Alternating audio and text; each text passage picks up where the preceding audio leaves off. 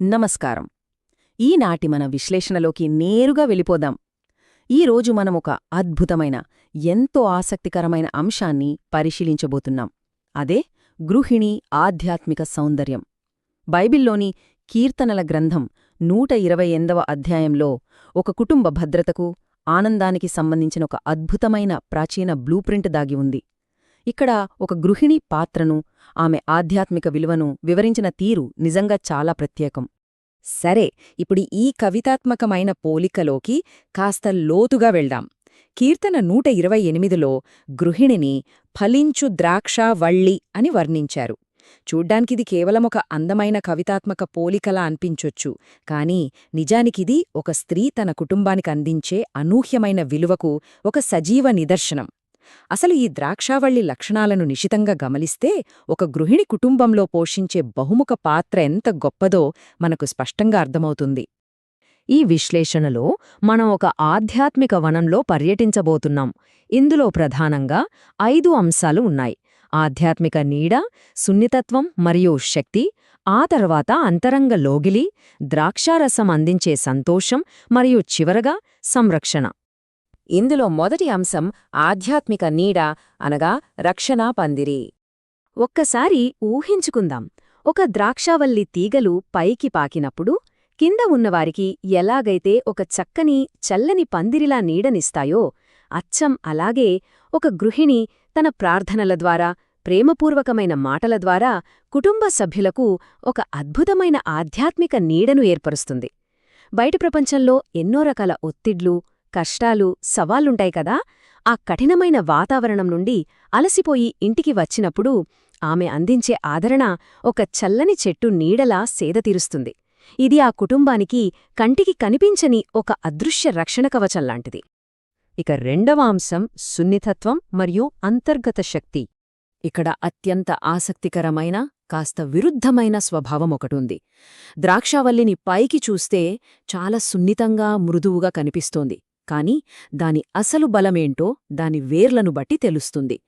ఎంతటి ప్రతికూల వాతావరణంలో అయినా సరే అది లోతైన వేర్లతో దృఢంగా నిలబడుతుంది. ఒక గృహిణీ కూడా అంతే కదా. ఆమె బయటకు సున్నితంగా కనిపించినా జీవితంలో ఎదురయ్యే తుఫానుల్లో, కష్టకాలంలో తన కుటుంబాన్ని చెదిరిపోకుండా ఏకతాటిపై ఉంచడంలో ఆమె చూపే ఓర్పు, సహనం, ఆ అంతర్గత శక్తి నిజంగా అనూహ్యమైనవి. ఇక మూడవ అంశం లోగిలి, అంటే అంతరంగ పవిత్రత. బైబిల్లో ఈ ద్రాక్షావల్లి పెరిగే ప్రదేశాన్ని చాలా నిర్దిష్టంగా చెప్పారు. ఇక్కడ వాడిన పదం నీ లోగిట. ప్రాచీన కాలంలో వ్యవసాయ పద్ధతులను గమనిస్తే ఒక విషయం అర్థమవుతుంది. అత్యంత విలువైన ద్రాక్షావళిని బయట పొలాల్లో ఎక్కడో కాకుండా భద్రంగా ఇంటి లోపలి ఆవరణలో, అంటే ప్రాంగణంలో పెంచేవారు. ఆధ్యాత్మికంగా ఇది చాలా ముఖ్యమైన వాస్తవాన్ని సూచిస్తుంది. ఒక గృహిణి ప్రభావం బాహ్య ప్రపంచం కంటే ముందు తన స్వంత ఇంటిపై, తన భర్త హృదయంపై బలంగా ఉంటుంది. ఆ ఇంటి లోగిలికి ఆమె ఒక కోటగోడలాంటిది. ఆ ఇంటి గౌరవానికి, అంతరంగ పవిత్రతకు ఆమె నిజమైన సంరక్షకురాలు. ఇప్పుడు 4వ అంశం చూద్దాం. అదే ద్రాక్షారసం, సజీవ గృహ, సంతోషం. ఇప్పటిదాకా ద్రాక్షవల్లి ఇచ్చే రక్షణ గురించి మాట్లాడుకున్నాం కదా. ఇప్పుడు అదిచ్చే ఫలం గురించి చూద్దాం.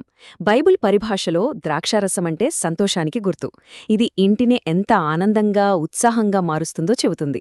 ఒక భార్య తన ఇంటిని కేవలం ఇటుకలు, సిమెంట్తో కట్టిన నిర్జీవమైన గోడల మధ్య నివాసంగా కాకుండా సంతోషంతో నిండిన ఒక సజీవ గృహంగా మారుస్తుంది. ఆమె పలికే తీయని, ప్రోత్సాహకరమైన మాటలు ఇంట్లో ఉన్న చిన్నపాటి విషాదాన్ని కూడా పారద్రోలి ఒక నూతన జీవకళను నింపుతాయి. అవును, ఆమె ఉనికి ఆ ఇంటి వాతావరణాన్ని అక్షరాలా ఒక పండుగలా మారుస్తుంది. ఇక 5వ మరియు ఆఖరి ప్రధాన అంశం సంరక్షణ మరియు పరస్పర గౌరవం, తోటమాలి అవసరం. ఇక్కడ మనం గమనించాల్సిన అత్యంత కీలకమైన పాయింట్ ఏమిటంటే, ఏ ద్రాక్షావల్లి కూడా గాలిలో దానంతటదే పచ్చగా ఫలించదు కదా. దానికి సరైన పోషణ కావాలి. ఒక తోటమాలి సంరక్షణ ఖచ్చితంగా ఉండాలి. ఇక్కడే ఒక భర్త చేయవలసిన 2 ముఖ్యమైన బాధ్యతలు తెరపైకొస్తాయి. మొదటి అడుగు కత్తిరింపు, అంటే ప్రూనింగ్. ఒక ద్రాక్షతోట సాగు చేసేవాడు అనవసరమైన కొమ్మలను ఎలా కత్తిరిస్తాడో, భర్త కూడా తన భార్యను అనవసరమైన భయాలు, ఆందోళనలు చుట్టుముట్టకుండా ఆమెకు అండగా నిలబడాలి. ఇక రెండవ అడుగు గౌరవం. భార్యను ఒక విలువైన పాత్రగా ఎరిగి అత్యున్నతమైన గౌరవమివ్వాలి. అలా మానసిక రక్షణ, గౌరవం లభించినప్పుడే ఆ ద్రాక్షావల్లి మరింతగా ఫలించడం మొదలుపెడుతుంది. ఇక ముగింపులోకి వస్తే ఫలవృక్షాల తోట. ఇప్పటివరకు మనం మాట్లాడుకున్న ఈ అంశాలన్నీ ఒకచోట చేరితే ఆ కుటుంబం ఎలా ఉంటుందో ఇది అద్భుతంగా వివరిస్తుంది. దైవికమైన ప్రణాళికతో ఉన్న ఒక ఇల్లు కేవలం ఒక నివాసంగా మిగిలిపోదు, అది ఆశీర్వదించబడిన ఫలవృక్షాల తోటలా మారుతుంది.